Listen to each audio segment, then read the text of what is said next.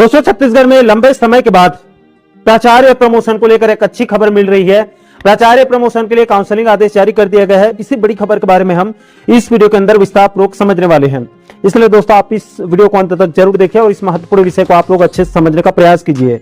नमस्कार दोस्तों, मैं हूं आपका दोस्त लोकेश साहू और आप देख रहे हैं लोकेश साहू यूट्यूब चैनल। आप सभी दर्शकों का हमारे इस यूट्यूब परिवार में बहुत बहुत स्वागत है।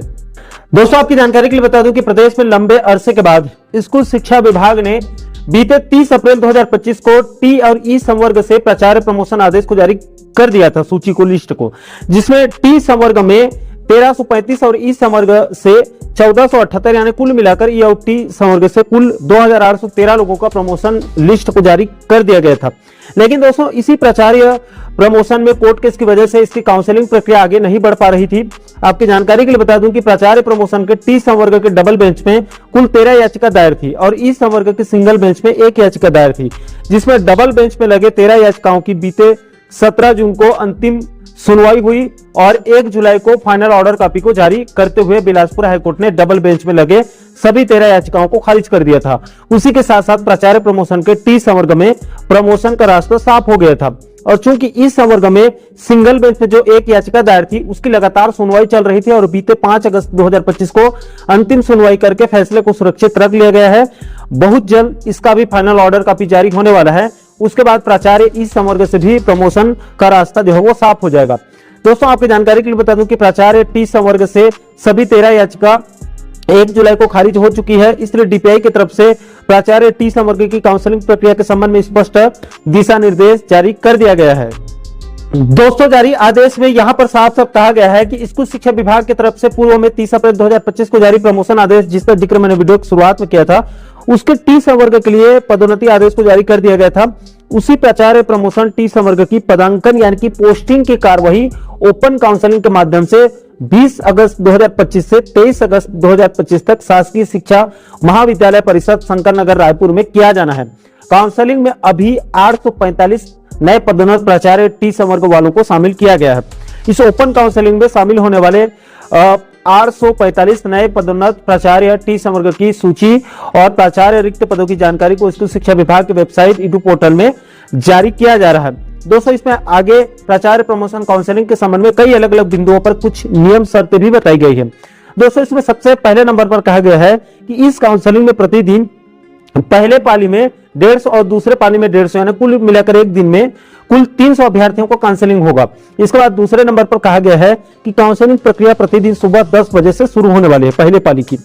इसके बाद आगे तीसरे नंबर पर कहा गया है कि इस प्राचार्य प्रमोशन में व्याख्याता एलबी और मिडिल एचएम के पदोन्नति आदेश के लिए काउंसलिंग प्रक्रिया कैसे कैसे होगी, उसको आगे कई अलग अलग बिंदुओं पर विस्तार पूर्वक बताया गया है। दोस्तों, इसमें सबसे पहले बिंदु पर कहा गया है कि काउंसलिंग के लिए पहले 4 क्रम निर्धारण करते हुए व्याख्याता एलबी और मिडिल एचएम की वरिष्ठता के आधार पर पदोन्नति आदेश के सरल क्रमांक के आनुपातिक सूची में व्याख्याता एलबी और प्रधान पाठक पूर्व माध्यमिक शाला की 2:1:1 में तैयार किया गया है। यानी कि 2 नियमित व्याख्याता, उसके बाद 1 व्याख्याता एलबी और 1 प्रधान पाठक माध्यमिक शाला यानी कि मिडिल एचएम को रखा गया है। इसके बाद आगे कहा गया है कि इस अनुपात में भर्ती तथा पदोन्नति नियम के अनुसार व्याख्याता 65%, जिसमें से यानी कि इस 65% में व्याख्याता नियमित का 70% और व्याख्याता एलबी का कोटा 30% होगा, जबकि प्रधान पाठक माध्यमिक शाला का 25% निर्धारित किया गया है।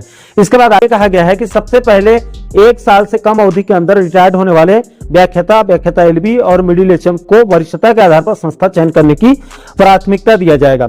इसके बाद अगले बिंदु पर कहा गया है कि इस काउंसलिंग प्रक्रिया में दिव्यांग महिला और पुरुष दोनों को पहले प्राथमिकता दिया जाएगा। उसके बाद महिला और इसके बाद पुरुष वर्ग को वरिष्ठता क्रम में संस्था चयन करने की प्राथमिकता दी जाएगी। इसके बाद आगे कहा गया है कि प्राचार्य टी संवर्ग के सभी रिक्त पदों की सूची को काउंसलिंग के पहले पदोन्नत होने वाले प्राचार्य लोगों के अवलोकन के लिए सूचना के रूप में ईडू पोर्टल पर अपलोड किया जा रहा है और काउंसलिंग में भी उन्हें प्रोजेक्टर के माध्यम से प्रदर्शित किया जाएगा। इसके बाद आगे कहा गया है कि काउंसलिंग प्रक्रिया शासकीय शिक्षा महाविद्यालय परिषद शंकर नगर रायपुर में की जाएगी। इसलिए जिनका प्राचार्य पदों पर प्रमोशन होना है वो निर्धारित समय पर इस स्थान पर पहुंच जाएंगे। इसके बाद आगे कहा गया है कि सभी पदोन्नत होने वाले प्राचार्य को अभी उनके वर्तमान संस्था में कार्यरत होने और उनके मूल पद स्थापना की जानकारी संबंधी प्रमाण पत्र संस्था प्रमुख से प्रमाणित करके लेना होगा और अपनी पहचान सुनिश्चित करने के लिए शासन द्वारा मान्यता प्राप्त फोटो सहित पहचान पत्र को कोई में से एक को अनिवार्य रूप से लाना होगा और सभी आवश्यक जानकारी को टेबल क्रमांक 1 में प्रस्तुत करना होगा।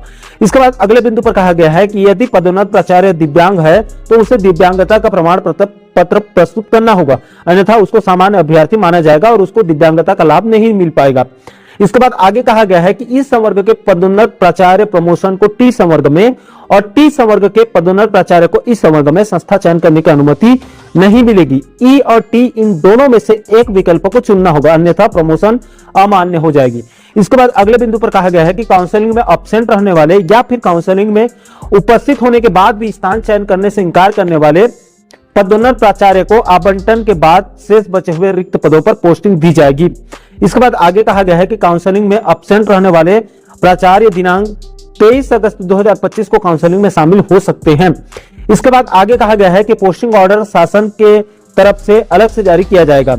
इसके बाद अगले बिंदु पर कहा गया है कि पोस्टिंग का आदेश जारी होने के दिनांक से 7 दिनों के अंदर अंदर यानी कि 1 सप्ताह के अंदर अंदर नए पद स्थापना में पदभार ग्रहण करना अनिवार्य होगा।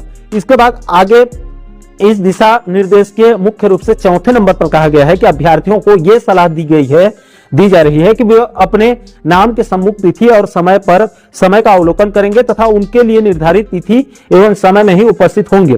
दूसरी पाली 1:30 बजे से शुरू होगी, इसलिए दूसरी पाली वाले सभी अभ्यर्थी 1 बजे तक ही अपनी उपस्थिति देंगे, उससे पहले नहीं जाना है।